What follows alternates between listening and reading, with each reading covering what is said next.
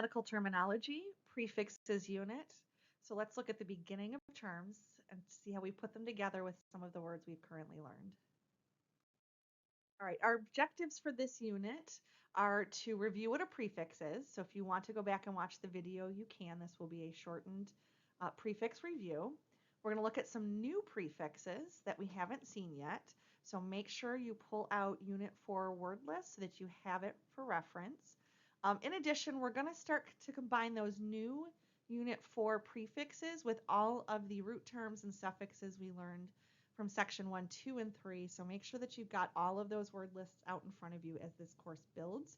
And then our abbreviations for this section are going to be about pharmacology and reading a medication order, which is a big skill for anybody in the medical field. Okay, let's start with our prefix review. If you need the full set of videos, please reference back to our Unit 1 set of videos where we have a full conversation. This will just be a quick review.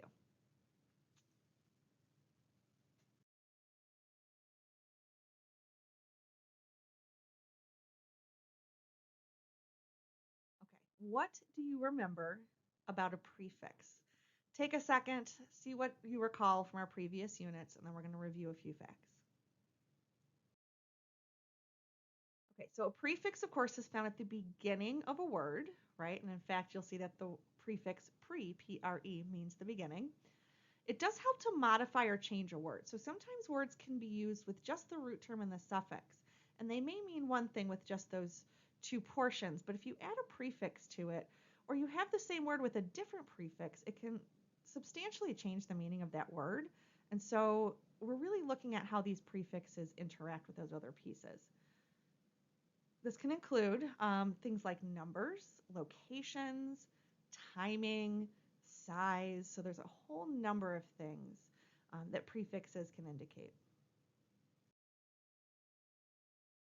Remember when you look on your word list that we are going to look for that little dash at the end of the letters. So one of the examples we have seen prior, and again is repeated on this word list, is hypo. And you'll see that it's on the word list with that little dash after the letters, which indicates just from a word list perspective that this is a prefix.